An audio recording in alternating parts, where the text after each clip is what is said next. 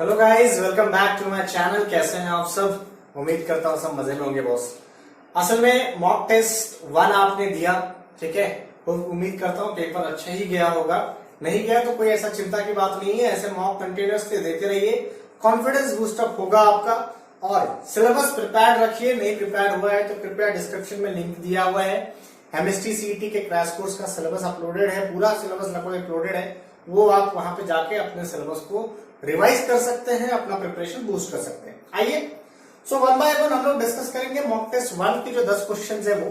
सो जैसा कि आप सब जानते हैं, स्क्रीन पे आपको क्वेश्चंस डिस्प्ले होंगे। मेरे लिए तो यही सहारा है, बट आपके लिए स्क्रीन पे डिस्प्ले होंगे। तो ध्यान से आइए, चलिए देखते हैं करके। सवाल नंबर 1 आपके सामने ये है, ध्यान से देखिएगा। सवाल नंबर 1 आपके सामने क्या है कि एक गैस है जो अडियाबेटिकली कंप्रेस किया जा रहा है, तो उसका स्पेसिफिक हीट बताइए। ठीक है, अडियाबेटिकली कंप्रेस किया जा रहा है तो उसका स्पेसिफिक हीट बताइए। अब स्पेसिफिक हीट का फॉर्मूला क्या होगा मेरे भाई? तो ध्यान से देखिएगा, आपको पता होगा या थर्मोडायनेमिक्स में आपने पढ़ा होगा कि जो हीट होता है, चेंज इन हीट, उसका फॉर्मूला होता है, उसका फॉर्मूला होता है एमएस डेल्टा टी बोल देते हैं आप। यहाँ पे डेल्टा क्यू का मतलब होता है चेंज इन हीट और डेल्टा टी का मतलब होता है चेंज इन टेम्परेचर। आपको ये एस यानी स्पेसिफिक हीट के बारे में निकालना है। तो स्पेसिफिक हीट का फॉर्मूला क्या हो जाएगा? स्पेसिफिक हीट का फॉर्मूला हो जाएगा delta Q upon M delta T that is equal to S. अब वो क्या बोल रहा है, कौन सा प्रोसेस है भाई? तो वो बोल रहा है कि अडियाबेटिकली प्रोसेस है। अब आप सब बहुत अच्छे से जानते हो बेटा, अडियाबेटिकली प्रोसेस का मतलब होता है चेंज ऑफ हीट जीरो। और अगर इस फॉर्मूले में चेंज ऑफ हीट आप जीरो पुट कर देंगे तो एस की वैल्यू क्या हो जाएगी? जीरो। स्पेसिफिक हीट एस की वैल्यू क्या हो जाएगी? जीरो। तो option A is the correct option. अगर आपने टिक किया होगा तो मुबारक है, ऑप्शन ए करेक्ट हो जाएगा, that is zero is the correct answer. Clear? So option A for this question. क्यों? ये तरीका है आपको। चलिए मूविंग ऑन टू सवाल नंबर 2। सवाल नंबर 2 रीड करें जरा। सवाल नंबर 2 क्या कह रहा है, ध्यान से देखेंगे सभी लोग बेटा। सवाल नंबर 2 कह रहा है कि which of the following cannot be polarised. इसमें से कौन सा है जो पोलराइज नहीं किया जा सकता? आप ध्यान से सुनेंगे। पोलराइजेशन ये लाइट वेव की प्रॉपर्टी है। किसकी प्रॉपर्टी है? Light wave. This is the property of light wave, sound wave की प्रॉपर्टी नहीं है। और आप देखिए ऑप्शन में आपको एक चीज दिया हुआ है, आपको अल्ट्रासोनिक वेव दिया है। कौन सा वेव दिया भाई? अल्ट्रासोनिक वेव दिया है। अल्ट्रासोनिक वेव क्या होता है? अल्ट्रासोनिक वेव साउंड वेव होता है। तो साउंड वेव के लिए पोलराइजेशन प्रॉपर्टी नहीं होती है। सो answer for that question is ultrasonic wave के लिए नहीं होगा, तो 2 का डी आंसर आ जाएगा। Is it clear? समझ में आ रही है बातें? Note it down, note down करते चले। आइए सवाल नंबर 3 की ओर बढ़ते हैं, ध्यान से देखेंगे सब लोग। सवाल नंबर 3। अभी सवाल नंबर 3 आपको क्या किया? The moment of inertia of the wheel. आपको moment of inertia of the wheel दिया है बेटा 3 MKS यूनिट में। MKS यूनिट मतलब हो सकता है मीटर पर सेकेंड, मीटर सेकेंड स्क्वायर में दिया हुआ है। तो MKS यूनिट में आपको क्या दिया हुआ है? मोमेंट ऑफ इनर्शिया दिया है। और आपको क्या दिया? काइनेटिक एनर्जी भी दी है। बहुत बढ़िया, काइनेटिक एनर्जी भी दी है क्वेश्चन में। ध्यान से देखेंगे क्वेश्चन में काइनेटिक एनर्जी आपको दी है, कितना दिया है? 600 जूल। एकदम बंगाल सवाल है, बहुत ज्यादा टफ नहीं है। आपको बोलता है क्या कि टाइम पीरियड निकालिए। क्या निकालना है भाई साहब? टाइम पीरियड निकालिए। तो जाइए सॉल्व करते हैं। तो सॉल्यूशन बड़ा आसान है। काइनेटिक एनर्जी का फॉर्मूला होता है half I omega square. Kinetic energy of rotational motion formula half I omega square. Omega निकाल लो तो ओमेगा से टी मिल जाएगा, तो पहले ओमेगा निकाल लेते हैं। कैसे? Half I omega square. Kinetic energy की वैल्यू आ गई यहाँ पे 600 इंटू हाफ, आई की वैल्यू आ गई 3 इंटू ओमेगा स्क्वायर। अब आप सब इसको जानते हैं कि यहाँ पे दिस गेटिंग कैंसल, यहाँ पे सॉरी ये यहां पे चला जाएगा, ये इधर मल्टीप्लाई हो जाएगा, तो ये हो जाएगा 1200 divided by 3 that is omega square. तो अल्टीमेटली आपका आंसर आ जाएगा कि ओमेगा स्क्वायर इक्वल टू क्या? ओमेगा स्क्वायर की वैल्यू आ जाएगी 400। ओमेगा स्क्वायर की वैल्यू 400 आ गई, तो ओमेगा की वैल्यू कितनी आ गई? ओमेगा की वैल्यू आ गई 20। स्क्वायर रूट ले लिया ना भाई, ओमेगा की वैल्यू आ गई 20। अब ओमेगा का वैल्यू आ गया 20, तो ओमेगा का वैल्यू होता है 2 pi by capital T, that is equal to 20। तुम्हें टी निकालना है, so 2 pi by 20 that is equal to T, 2 के getting cancel, this is pi by 10।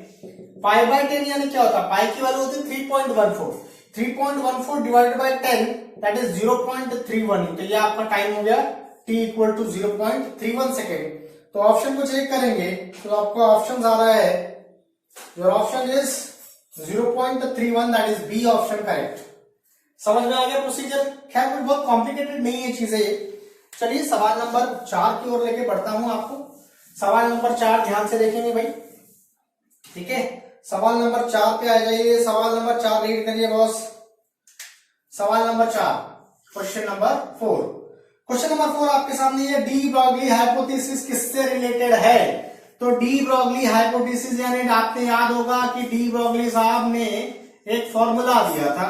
De Broglie साहब ने कहा था कि लैम्डा यानी डी ब्रॉगली वेवलेंथ का फॉर्मूला था, क्या था भाई साहब, कि lambda is equals to H by P.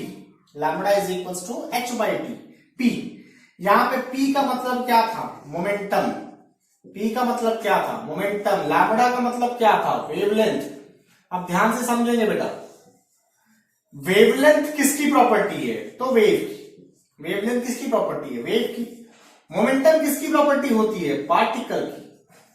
तो ये इकलौता ऐसा फॉर्मूला है जिसमें वेव की प्रॉपर्टी वाला भी टर्म है और पार्टिकल की प्रॉपर्टी वाला भी टर्म है।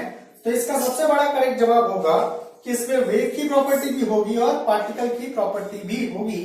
तो correct answer for the question is both A and B. So fourth का सी ऑप्शन इज करेक्ट। समझ में आ गया?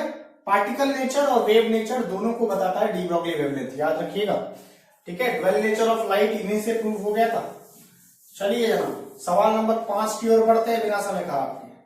सवाल नंबर 5 आपके सामने ये रहा कि आपको एक इक्वेशन दिया है y is equal to 2 common sine of 5 pi by T plus √2 cos 5 pi by T.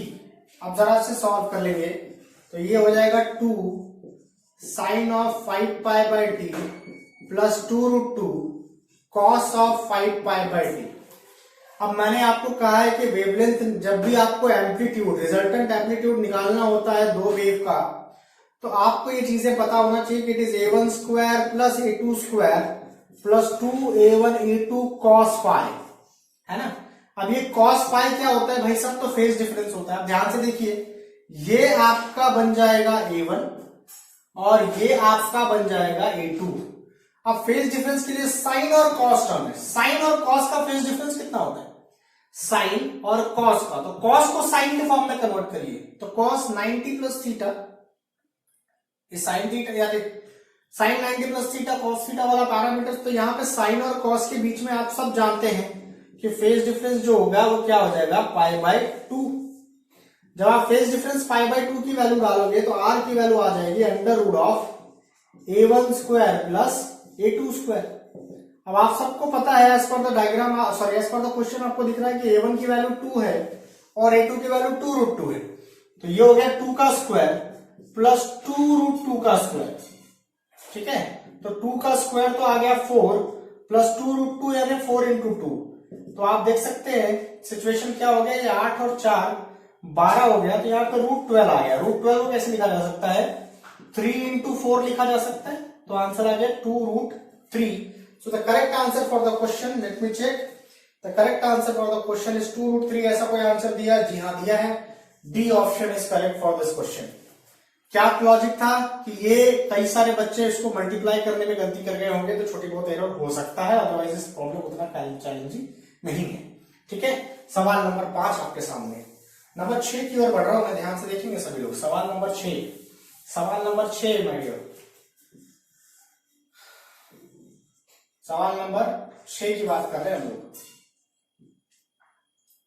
सवाल नंबर 6 क्या है देखिए, तो सवाल नंबर 6 आपके सामने है कि यंग्स डबल स्लिट एक्सपेरिमेंट है।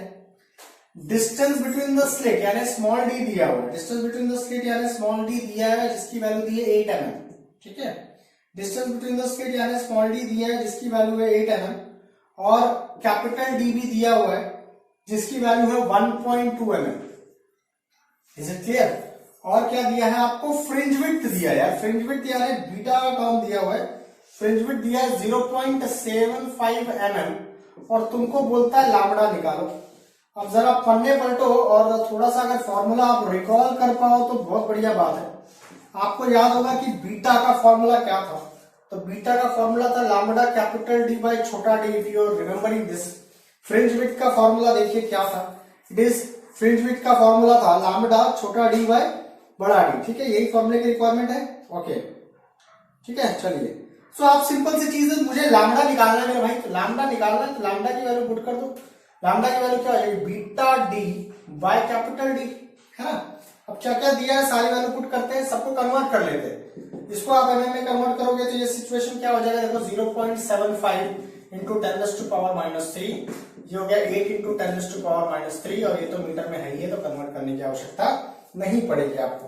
ये तमाम वैल्यूज को कन्वर्ट कर लेंगे और इनकी वैल्यूज पुट कर देंगे बेटा। तो यहाँ पे आ गया बीटा की वैल्यू आ गया 0.75 into 10⁻³ into 8 into 10⁻³ whole upon D की वैल्यू आ जाएगी 1.2। आराम से सॉल्व करेंगे इस इक्वेशन को तो आपका जो आंसर आएगा दैट इज अप्रोक्सीमेटली 5000 एंगस्ट्रॉम। अब 5000 एंगस्ट्रॉम कौन से ऑप्शन में है जरा चेक कर लेंगे। So 5000 angstrom will be the option number C. तो सी ऑप्शन इज करेक्ट।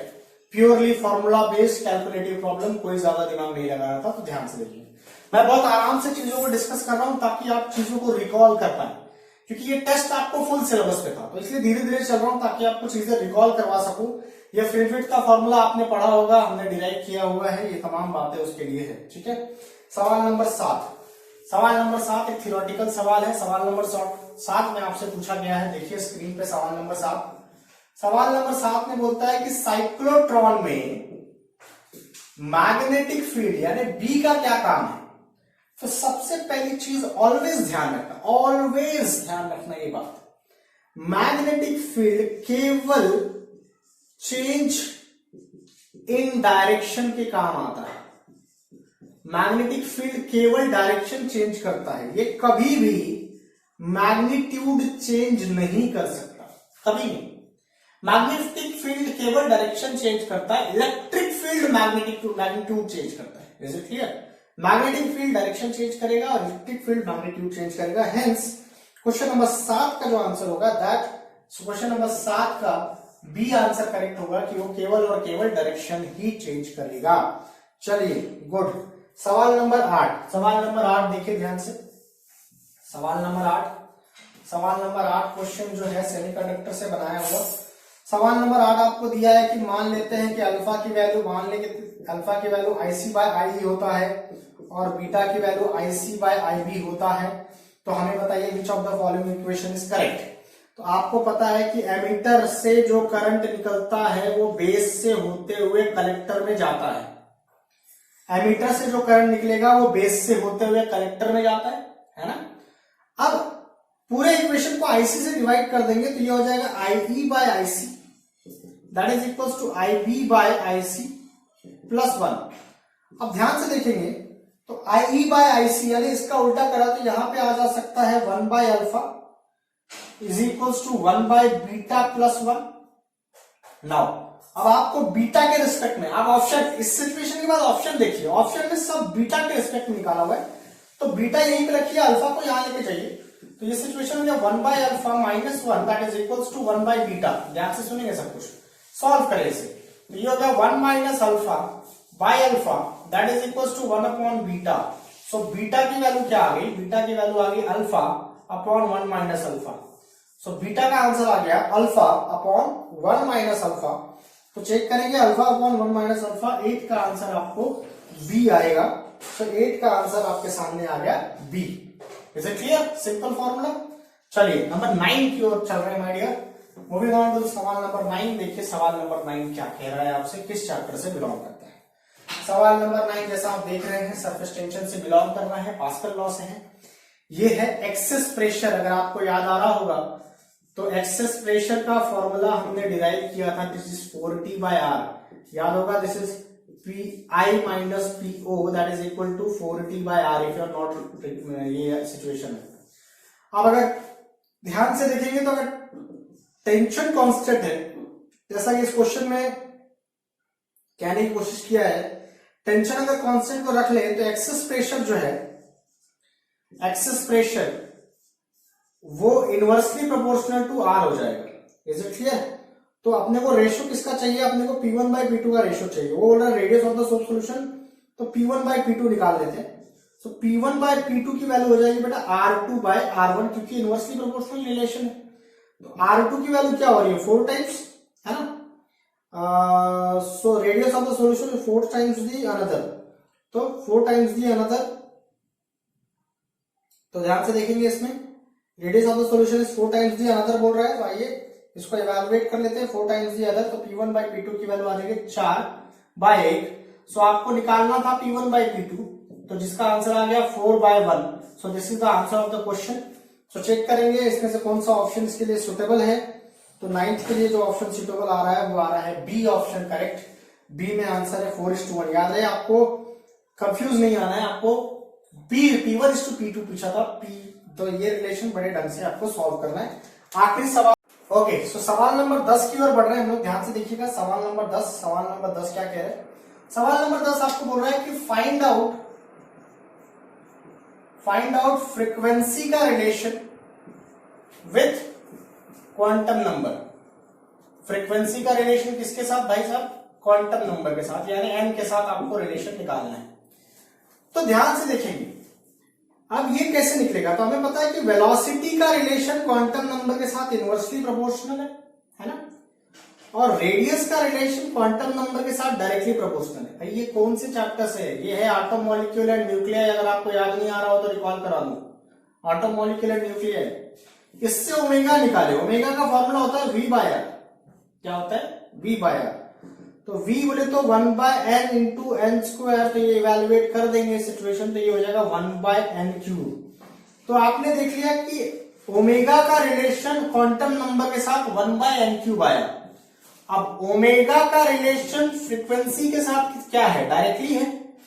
तो जो रिलेशन ओमेगा का होगा वही फ्रीक्वेंसी का होगा, मतलब फ्रीक्वेंसी का रिलेशन भी क्वांटम नंबर के साथ 1/n³ रहेगा। So answer for that question is, frequency का जो भी आंसर होगा that is 1/n³। That is question number 10 का आंसर डी रहेगा। Is it clear? सो ये आप लोग का मॉक टेस्ट 1 का डिस्कशन हो गया माय डियर। सो आपसे रिक्वेस्ट है किसी तरह मॉक टेस्ट देते रहें, डेली आप लोग का मॉक टेस्ट का डिस्कशन होगा। एवरी डे हर मॉक टेस्ट का डिस्कशन इसी तरह होगा। कोशिश करूंगा मैं कुछ पुरानी कंसेप्ट रिकॉल कराने का। ये डिस्कशन और ये मॉक टेस्ट तब तक चलेगा जब तक आपके एग्जाम्स नहीं हो जाते, ठीक है। So keep practising, keep sharing among your friends, ठीक है। और हाँ, प्रिपेयर्ड, अगर आपका प्रिपेयर्ड नहीं हुआ है तो go to the description box, वहां पे MST CET का क्रैश कोर्स का लिंक दिया हुआ है, उससे जाके आप अपने सिलेबस को प्रिपेयर कर सकते हैं। Is it clear? Thank you so much channel के साथ बने रहने के लिए, उसे सब्सक्राइब करने के लिए, दोस्तों को शेयर करने के लिए बहुत बहुत धन्यवाद।